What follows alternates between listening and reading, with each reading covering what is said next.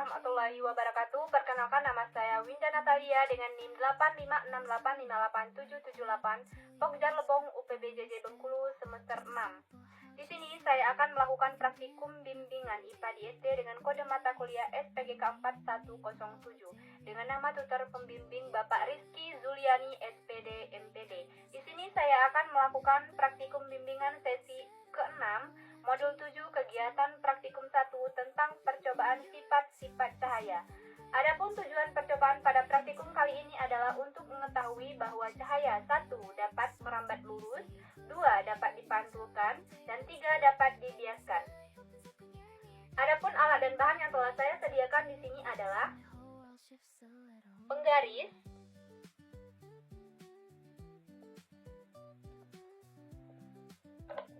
penggaris busur, cermin datar, cermin cembung dengan bantuan kaca spion, cermin cekung, senter,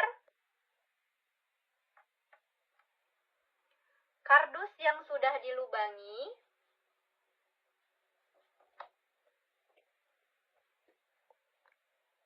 tabir atau kertas putih atau layar, lilin, sedotan, dan gelas berisi air. Mari kita melakukan percobaan. Yang pertama adalah langkah percobaan sifat cahaya merambat lurus.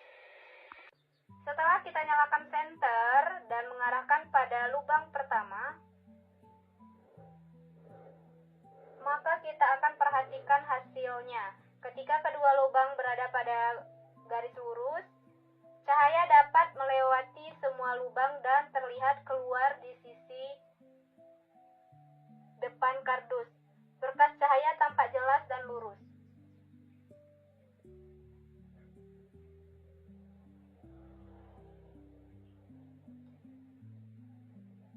Ini menunjukkan bahwa cahaya bisa melewati lubang pada satu garis lurus. Jadi cahaya bergerak dalam garis lurus, bukan berbelokan atau membengkok.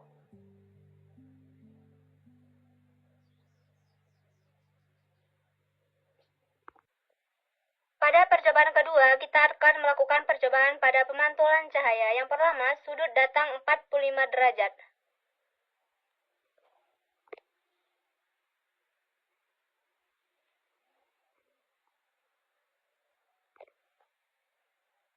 Pemantulannya juga membuat sudut 45 derajat terhadap garis normal. Lalu berkas datang pada sudut 70 derajat.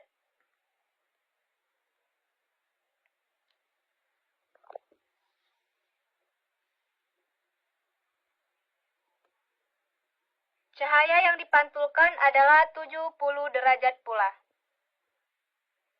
Dan yang terakhir, sudut datang 90 derajat.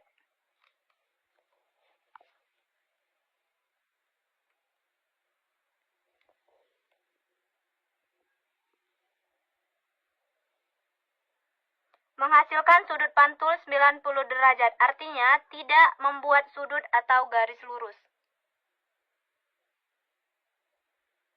Dan berikutnya kita akan melakukan percobaan yang ketiga, yaitu percobaan sederhana tentang percobaan pembiasan cahaya.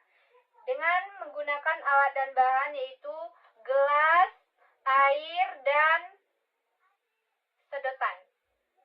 Mari kita lakukan percobaan. Saat sedotan kita masukkan ke dalam gelas yang berisi air, terlihat tampak patah, terputus, dan tergeser dari permukaan. Hal ini terjadi karena adanya perbedaan kerapatan cahaya antara udara dan air. Cahaya yang berasal dari udara yang mengenai sedotan akan mengalami perubahan kepadatan dengan air sehingga terjadi pembiasan.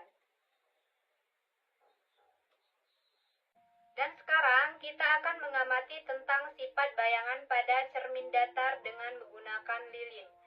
Ini merupakan cermin datar dan ini lilin.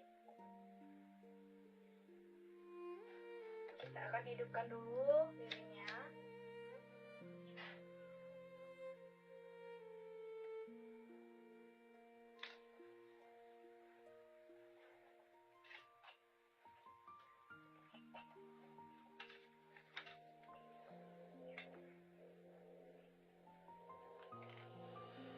Saat lilin kita letakkan pada posisi 15 cm,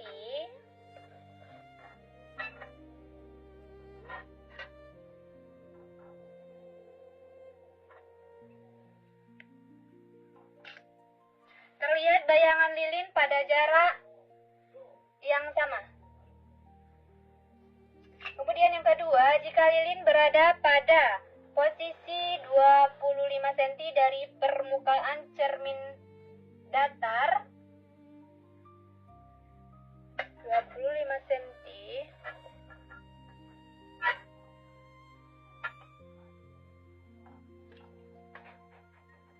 maka bayangannya adalah 25 cm pula.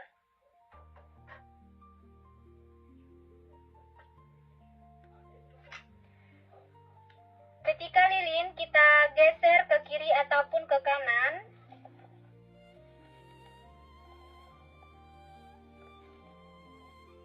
maka bayangan akan ikut bergeser pada bayangan yang sama. Perpindahan bayangan akan mengikuti posisi lilin secara tepat. Hal ini menunjukkan bahwa bayangan pada cermin datar selalu memiliki sifat maya, tegak, ukurannya sama dengan benda aslinya.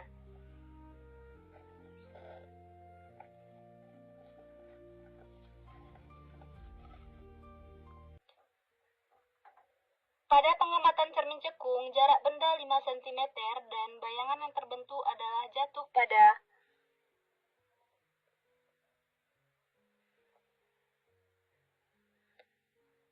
8 cm, menghasilkan bayangan yang tampak lebih besar, tegak, dan bersifat maya, karena benda berada di depan titik fokus cermin. Kemudian, pada jarak 10 cm,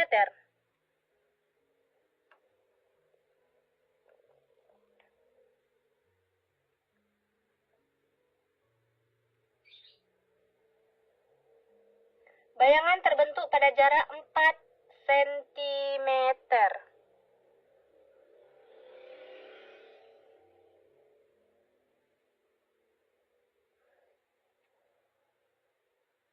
Terlihat bayangan tampak terbalik, diperkecil menandakan bahwa benda berada di luar titik fokus. Berikutnya adalah percobaan pada cermin cembung dengan bantuan kaca spion. Mari kita lakukan percobaan.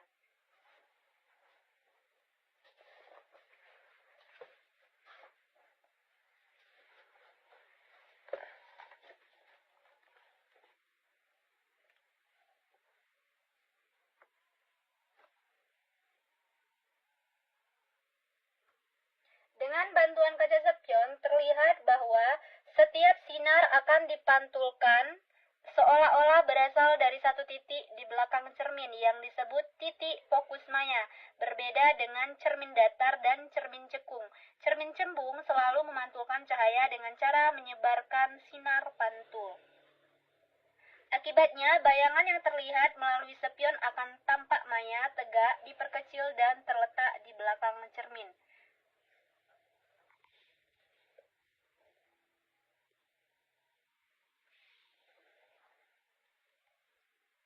Demikianlah percobaan tentang sifat-sifat cahaya. Terima kasih. Wassalamualaikum warahmatullahi wabarakatuh.